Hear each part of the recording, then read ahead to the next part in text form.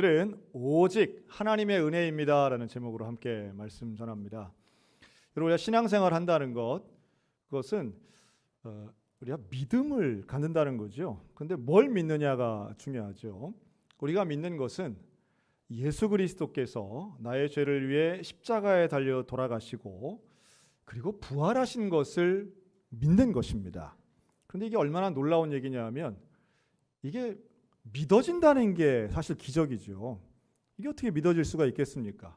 죽음과 부활에 대해서 말을 해도 합리적이지도 않고 실제로 눈에 보이지도 않는데 어떻게 이게 믿어지겠어요? 그런데 놀라운 것은 이게 믿어지는 게 은혜인 줄로 믿습니다. 어떤 면에선 이걸 믿기 위해서 우리는 신앙생활을 하기도 하고요. 신앙생활을 하다 보면 믿어지기도 하지만 오늘 고린도전서 15장에 쓴 이 사도 바울처럼 사실은 복음에 대해 적대적인 사람까지도 하나님의 놀라우신 강권의 역사 가운데 이게 믿어지는 은혜가 임하더라는 거예요. 사실 우리는 교회 교육도 마찬가지입니다. 교회가 다음 세대를 가르치는 이유는 교회 교육이 있는 목적은 좋은 인격이나 아니면 사회성을 늘리거나 윤리적인 삶을 살게 하는 것은 부차적인 것이고요. 근본적인 것은 바로 이 예수님의 부활을 경험하도록, 예수님을 만나도록 하기 위해서 우리는 교회 교육을 하고 또 여름 성경학교도 합니다. 그리고 짧은 기간 3일 동안 수련회를 했는데요. 이 아이들의 고백이 그렇습니다. 하나님을 만난 것 같아요. 여러분, 이건 놀라운 고백입니다. 같아요가 어디 있어? 이렇게 생각하실지도 모르겠지만 기도를 하며 찬양을 하며 하나님의 사랑을 느꼈어요. 함께 그 전기 촛불을 놓고 대화를 하며 기도를 하며 정말 하나님을 사랑하게 됐어요. 2021년도 젊은 세대가 교회를 다 떠나고 10대들은 교회에 등진다고 이야기하고 학교에 가면 예수 믿는 아이들이 한 반에 1명, 2명 있을까 말까 한 이 시대에 우리 교회에 수련회를 하고 하나님을 사랑하고 그리고 예수님을 만났다 고백하는 아이들이 있는 것 기적인 줄로 믿습니다. 기적이에요. 얼마나 감사한지 몰라요. 우리 교사들 청년부 수련회는 아예 제가 할 말이 없습니다. 왜냐하면 다 오해하실까 봐. 할 말이 없어요. 어디서 했는지, 어떻게 했는지, 몇 명이 모였는지 드릴 말씀이 없습니다. 그러나 분명한 건 강사로 오신 우리 장로님 그 간증에 청년들 마음이 다 감동받고 움직였어요. 찬양을 하고 설교 가운데 우리 청년들의 마음 속에 단기 선교는 못 갔지만 그 마음에 복음에 대한 열정이 회복됐다 하는 거죠. 너무 귀합니다. 사실은 사람이 원하는 바가 있고 노력하는 게 있지만 이를 이루시는 분은 여호와 하나님이신 것을 믿습니다. 그리고 그 하나님의 은혜가 임할 때에 우리에겐 깨달음이 있는 거예요. 아, 내가 한 게 아니라 하나님이 하시는구나. 아, 정말 하나님이 하셨구나. 그리고 그것을 고백하는 순간 우리에게는 부활하신 예수님을 만나는 영적인 경험도 있다라고 하는 거죠. 사도 바울은 사람들 죽이려고 갔던 사람이에요. 박해하려고 뛰어갔던 사람이에요. 그런데 다메섹 가는 그 길가에서 예수님을 만납니다. 그 예수님을 만나는 순간 바울의 모든 것이 바뀌어요. 그 모든 것이라는 것은 지금까지 중요하게 여겼던 것은 정말 아무것도 아니구나 깨닫게 되고 원수같이 여겼던 것이 내 인생의 가장 중요한 것이구나라는 걸 깨닫게 됩니다. 여러분, 부활의 신앙은 우리를 분명히 변화시키는데 그 변화의 시작은 부활하신 예수님을 만나는 일입니다. 사랑하는 성도 여러분, 다음 세대뿐만이 아니라 오늘 예배를 드리는 온라인이나 오프라인으로 예배드리고 있는 우리 모두 가운데 부활하신 예수님 만나는 은혜가 있으시기를 주님의 이름으로 축원합니다. 부활의 주님은 죽음의 권세를 이긴 거예요. 여러분, 죽음의 권세를 이긴 것은 세상의 그 어떤 고난이나 어려움이나 억울한 상황을 극복할 수 있다는 것을 이야기하죠. 왜냐하면 부활의 전제는 죽음이기 때문에 그렇습니다. 부활하려면 그냥 되지 않아요. 죽어야 부활할 수 있습니다. 사도 바울은 이렇게도 말합니다. 내가 단언하노니 나는 날마다 죽노라. 부활의 신앙으로 변화한 사도 바울은 날마다 죽는다고 고백했어요. 매일마다 고난이 있지만, 나를 죽이려고 하는 위협도 있지만, 그러나 나는 여러분 날마다 죽으려면 어떻게 해야 돼요? 날마다 살아나야 되는 겁니다. 부활의 신앙은 우리를 날마다 이 땅에서 살아가게 할 수 있는 줄로 믿으시기 바랍니다. 그 부활의 신앙을 붙잡고 사는 거죠. 그래서 우리에게는 매일매일이 기적이요 주님과 동행하는 시간이 되는 겁니다. 그런데 부활은 죽어야 경험하는데 누가 죽어야 되느냐 하면 내가 죽어야 되는 거예요. 내가 죽고 예수가 살아야 정말 복된 삶을 사는 거죠. 그리고 그 복된 삶에 변함없는 게 영생이고 그게 하나님 나라에서 이루어지는 겁니다. 그런데 그렇지 않고 내가 살아있으면 모든 종교가, 내가 사는 종교는, 나만 살아있는 종교는 결국은 극단적이 됩니다. 그리고 우리가 만난 적은 없지만 요즘 계속 듣는 단어가 하나 있어요. 탈레반이라는 단어 있죠. 이게 아프가니스탄에서 지금 이제 그 나라를 점령하게 된, 우리가 볼 때는 테러 분자 집단인 것 같은데 지금 생각보다 세력이 큰 것 같아요. 근데 탈레반이라고 하는 그 말 자체의 의미가 테러와는 전혀 무관한 배우는 사람, 공부하는 사람, 즉 학생이라는 의미가 있습니다. 탈레반은 학생이에요. 근데 뭘 공부할까요? 이슬람 율법을 공부하는 거예요.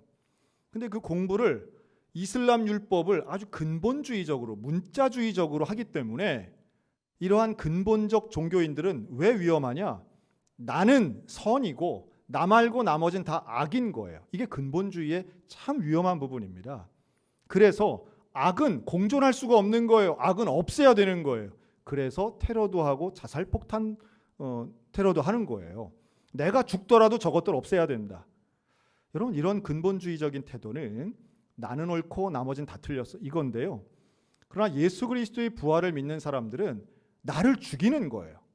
내가 죽고 예수가 살기 때문에 남도 사랑할 수 있는 것이고 원수도 사랑할 수 있는 것입니다.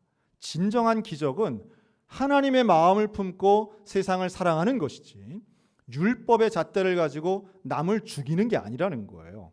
진정한 부활의 신앙은 나도 살아나지만 이웃도 살리게 되는 하나님의 역사입니다. 오늘 우리들 가운데 이 모든 놀라운 하나님의 부활의 신앙이 회복되어서 모든 것이 하나님의 은혜입니다라고 고백하는 기적의 역사가 일어나시기를 주의 이름으로 축원합니다. 그 하나님 만나고 싶어 하는 거죠. 근데 하나님 만나는 게 참 우리가 노력하고 계획을 세운다고 된다기보다는 그 때가 있는 것 같아요. 하나님 만나는 때가. 전라도 익산에 가면 원광대학교라고 있습니다. 여러분, 이 원광대학교는 원불교 재단의 학교예요. 원불교는 불교와는 분명히 다릅니다. 그래서 이게 우리나라에서 시작된 신흥 종교인데요. 우리나라의 교세로만 따지면 네 번째 종교예요. 개신교, 불교, 천주교 다음이 원불교입니다. 그래서 뭐 좀 다른 이야기이긴 하지만 여러분, 군목을 선발할 때도요. 군목 목사님이 있고 군승, 승려가 있고요. 군신부가 있는데 원불교 쪽에서도 한 명씩 뽑습니다. 이 4대 종교라고 해서요. 유교는 없어요. 그리고 또 우리 현충원이라든가 이 대전 호국원 같은 데 가면요. 이렇게 국가 유공자들 이제 장례를 함께 모아서 하거든요. 모아서 할 때에 종교를 가진 장례식을 치르는데 4대 종교가 장례를 합니다. 그때에 개신교, 천주교, 불교와 함께 원불교가 여기에 들어가요. 그래서 상당히 이례적인 모습에 우리 기독교인들이 보면은 아주 흥미로운 장면들이 있습니다. 그리고 원불교는 100만 명 넘는 교세를 가지고 있고요. 서울의 올림픽대로 타고 가다 보면 63빌딩 가기 전에 이 왼쪽에 그 흑석동에 아주 원불교 방송국이 어마어마하게 크게 있습니다. 그 보면 동그란 거 하나만 있어서 저게 뭔가 싶은데 그게 원불교 방송국이에요. 그 원음방송이라고 그러죠. 자세히 말씀드리는 것은 뭐 들으라고 말씀드리는 건 아닙니다. 우리에겐 CBS가 있잖아요. 그런데 그런데 이 원불교가 하는 이 그 대학교에, 원광대학에 이제 불교학과를 졸업한 학생이 하나 있었어요. 집안은 전부 다 원불교의 아주 독실한 신자들이었어요. 그리고 이제 졸업을 하면서 이제 승려가 되는 거죠. 원불교 승려, 교무라고 하는데 승려가 됐습니다. 근데 조계종과 원불교가 좀 차이가 있는데요. 원불교는 적극적으로 포교 활동을 합니다. 우리처럼 전도하는 거예요. 그래서 이 청년도 이제 원불교 승려가 되었으니 나도 이제 부처님의 뜻을 좀 전해야 되겠다. 그러고서는 대한민국에서 누가 이 부처님 자비가 제일 필요할까? 누가 제일 불쌍한 중생인가? 본인 생각에 소록도에 있는 한센병 환자가 제일 불쌍하겠다. 이런 생각이 든 거예요.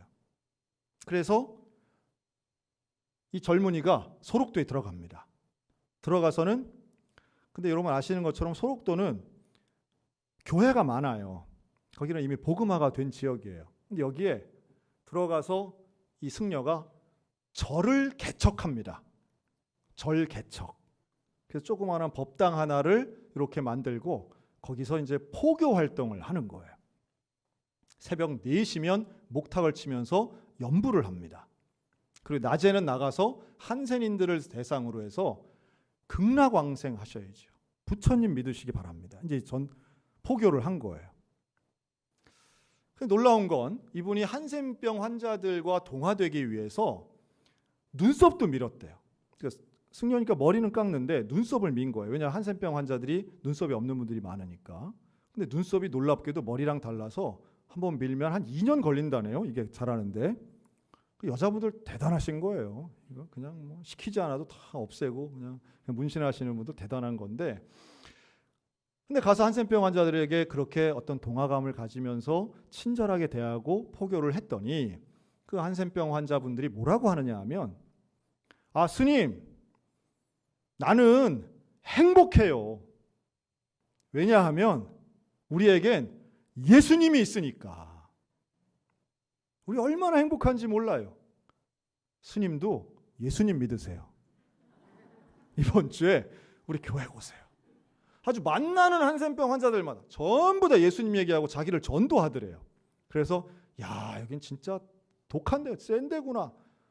그러고선 다시 더 목탁 두들기며 연부를 하면서 바냐바라 밀다심경 하면서 그냥 이 어쨌든 간에 여기를 변화시켜 한 영혼이라도 이 부처님 앞으로 대자대비하신 그 이제 윤회 사상이 있잖아요. 그러니까 이게 다음 생에는 이런 비참한 한센병 환자가 아니라 좋은 존재로 태어나려면 부처님 믿어야지 이제 하는데 도저히 통하지가 않는 거예요.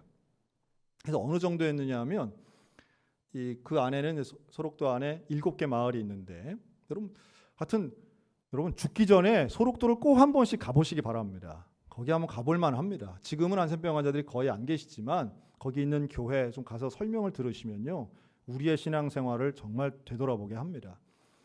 근데 거기에서 한센병 환자들 중에도 시각장애인들만 또 모여 살던 곳이 있었던 거예요. 이 80년대 중반에. 그래서 거기에 가서 시각장애인들을 도와드리면서 포교를 한 거예요. 그러니까 얼마나 고마워하겠어요. 그랬는데 도움을 받으면 참 고맙다고 하시면서도 이 할머니 권사님이 뭐라 그러냐면 내가 16살에 한센병이 생겨서 가족도 나를 버리고 사람들이 인간 취급 안 해주고 국가도 나를 버렸는데 예수님은 나를 구원해 주셨어. 나는 이 소록도 와서 예수님을 만나고 나는 구원받았어. 나는 눈도 안 보이고 한센병이지만 나는 감사해요. 그러니까 결론은 뭐예요? 스님도 예수 믿으시라고. 기가 막히죠. 그래서 야 이거 안 되겠다. 정말 그냥 연부를 하고 불경을 읽으면서 이거 어떻게 해야 되겠나 낸 생각이 안 되겠다. 이 개신교를 이기기 위해서는 기독교보다 좀 나은 우리 원불교가 정말 잘하는 거를 가지고 해야 되겠다. 그래서 그 생각해낸 게 장례식이었답니다. 제가 아까 말씀드렸죠. 여러분 그 종단마다 하는 장례식을 보면요. 우리는 이렇게 찬송 부르고 이렇게 하잖아요. 그런데 원불교 그 정녀라고 하는 여성 사제가 나오고 이제 교무가 하는 걸 제가 직접 본 적이 있는데 이분들이 주문을 외웁니다. 그러니까 그 본인들은 이제 연부를 하고 이제 법경을 외우는 것이지만 제가 볼 때는 거의 주문 같은데 그게 너무 근사한 거예요. 좀 목사가 이런 얘기가 좀 이상하긴 한데 하고 이렇게 목탁을 두들기고 음향을 내는 게 참 청명하기도 하고 정말 귀신이 앞에 있는 것 같더라고요. 돌아가신 분을 부르는 것 같이 정말 아주 그럴듯한 모습에 봤는데 이제 그런 걸 자신감 있게 생각한 거예요. 그래서 이 승려도 마찬가지로 장례식을 다 참석한 거예요. 한센병 환자가 돌아가시면 화장하면 화장터 가고 매장하면 매장터 가서 이걸 두드린 거예요. 그래서 극락왕생 한 거예요. 그러기를 7년을 합니다. 대단하지 않습니까? 20대 청년 승려가 소록도에서 포교 활동을 위해서 법당을 지어놓고 7년을 그런 거예요. 그리고 날짜를 썼는데 1988년 3월 2일 그날도 새벽 4시에 일어나서 목탁을 치며 연부를 하는데 갑자기 자기 입에서 이런 말이 나오더래요. 며칠 후 요단강 건너가 만나리. 뭐지? 며칠 후 이거 아닌데 요단강 건너 이거 아닌데 생각이랑 말이랑 다르게 나오는 거예요. 장례식에서 들었던 그 찬송가가 나오는 거예요. 이거 아니잖아요. 이렇게 하면 안 되잖아요. 그런데 놀라운 건 눈물이 나오고 콧물이 나오고 침이 나오더라는 거예요. 그래서 자기 생각에 그러니까 너무 웃기는 장면이잖아요. 목탁을 치면서 노래를 하면서 눈물 콧물 쏟으면서 본인이 생각에 내가 미쳤구나. 겁이 덜컥 나더래요. 그리고 이걸 누구에게 이 상황에 대해서 물어봐야 되나? 소록도 주민들도 아니고 원광대학 선후배도 아닌 고등학교 때 선생님을 찾아간 거예요. 그래서 선생님 내가 지금 이런 상태가 됐는데 내가 미친 것 같습니다. 그랬더니 국어를 가르치던 선생님이신데 민교야 내가 볼 때는 너 성령 받은 것 같아. 그러니까 안 되겠다. 너 이 상태에서 네가 좀 편하려면 성경을 좀 읽으면 어떻겠니? 성경책을 주는 거예요. 이상하긴 하지만 어쨌든 성경책을 받아갖고 와서 어디서 읽었겠어요? 법당에서 성경을 펴고 요한복음을 읽기 시작합니다. 새벽 4시에 목탁을 치기를 그치고 성경을 읽는데 그 성경을 읽는 가운데에 예수님을 믿게 된 거예요. 참 놀랍죠? 본인의 입으로 얘기합니다. 뭐라 설명할 수는 없대요. 그러나 내가 불경을 공부하는 것보다도 더 깊이 성경을 연구하게 되고 물론 거기에는 제 개인적인 해석은 아마도 소록도에서 정말 많은 분들이 7년 동안 이 승려를 보면서 얼마나 위해서 기도했겠어요. 법당을 보면서 오고 가며 얼마나 많은 기도를 했겠어요. 소록도를 나옵니다. 신학교를 갑니다. 그리고 신학을 공부하면서 부인을 만납니다. 익산에서 약국을 경영하던 약사 출신의 부인을 만나서 결혼을 하게 되고요. 자녀를 둘 낳는데 첫째는 하늘이라 이름 짓고 둘째는 영광이라 이름 짓습니다. 그리고 받은 은혜가 너무 감사해서 이 하나님의 복음을 어떻게 전할까? 누구에게 전해야 할까? 똑같은 생각으로 이 땅에서 가장 소외되고 가장 어려운 사람들에게 복음을 전해야 되겠다. 그래서 우즈베키스탄을 갑니다. 우즈베키스탄 안에 있는 장애인들 선교를 합니다. 청각 장애인들을 모아서 교회를 개척하는데요. 그 교회를 축구단 이름으로 개척을 합니다. 그러니까 농아인 축구단을 만든 거예요.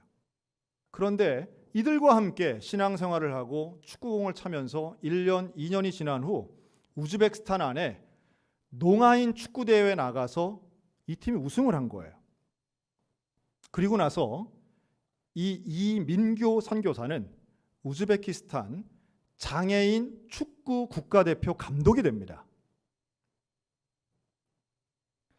2001년 이후에는 카자흐스탄으로 넘어가서 카자흐스탄 역시 농아인 축구팀을 만들고요. 그 축구팀을 데리고 아시안 게임 4번, 올림픽 2번을 출전합니다. 패럴림픽이라고 하죠. 장애인 올림픽입니다. 그리고 2013년 그는 카자흐스탄을 떠나서 또 다른 나라의 농아인 축구팀 국가대표 감독이 되는데 그 나라가 바로 북한입니다. 북한에 있는 장애인 축구팀 국가대표 감독이 되어서 2016년까지 활동을 합니다. 너무 놀라운 스토리 아닙니까? 이것이 KBS 한민족 리포트에 나온 거예요. 놀라운 건 우리 중에 그 누구도 몰랐다는 거예요. 지금도 이게 50년 전 얘기가 아니라 5년 전 이야기입니다. 그리고 지금도 GP 선교의 대표로 역시 집회를 하고 복음을 전하고 이제는 고려인들의 후손들, 그런 카자흐스탄, 우즈베키스탄에 있는 고려인들의 후손들을 선교하고 복음으로 교육하는 일들을 이 이민교 선교사님이 감당하고 있어요. 물론 KBS 방영 나왔던 것은 과거에 승려였던 것, 예수를 믿게 된 것은 거의 나오지 않습니다. 대부분은 장애인 사역, 또 북한에 있는 감독이 되었다는 것이 주된 일이었죠. 그러나 우리가 보는 것은 그 모든 대단해 보이는 사역의 시작점은 그가 바로 예수님의 부활을 경험한 바로 그 지점이었다는 거예요. 저는 이것을 이렇게 좀 말씀드리고 싶어요. 하나님의 은혜가 아니면 설명할 수 없는 일입니다. 하나님의 역사가 아니고서는 이해할 수 없는 일들이 우리 인생엔 얼마나 많은지 몰라요. 그리고 이것은 하나님의 은혜였습니다라고 사도 바울도 똑같은 걸 고백합니다. 복음에 박해자였던 내가 이제는 복음의 전달자가 된 것은 전적으로 하나님의 은혜입니다. 그런데요, 이 하나님의 은혜를 고백한다는 것은 놀라운 전제가 하나 있어요. 한번 따라할까요? 모든 것이 과분합니다.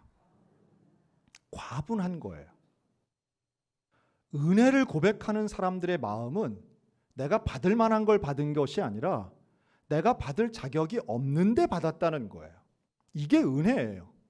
내게 자격이 있는 걸 받았으면 그거는 뭐 노동의 대가고 당연한 권리이죠.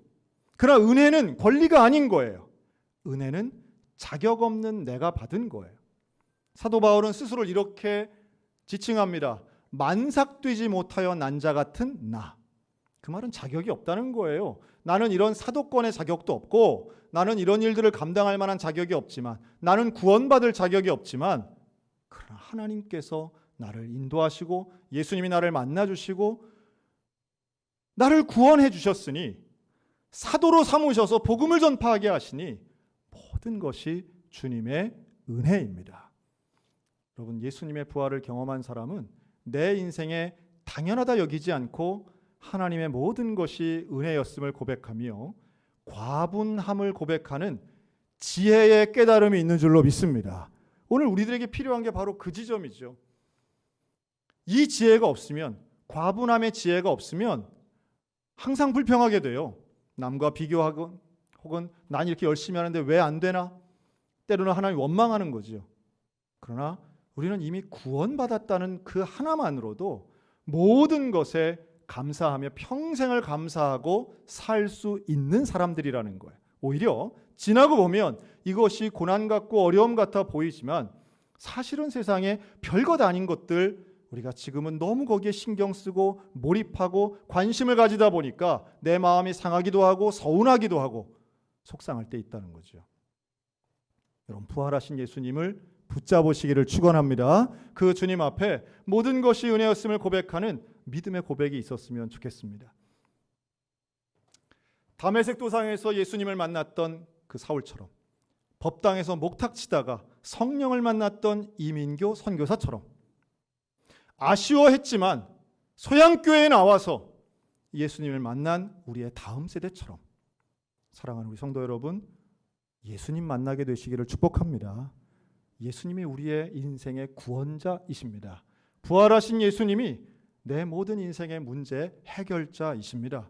그 예수님 만나 주신다면 우리는 모든 것이 주님의 은혜입니다. 내 인생 어떤 것도 불평할 수 없는 과분함의 은혜입니다. 오늘도 믿음으로 고백하며 부활하신 주님과 일생을 동행하는 믿음의 성도들 다 되시기를 우리 주님의 이름으로 축원합니다. 아멘.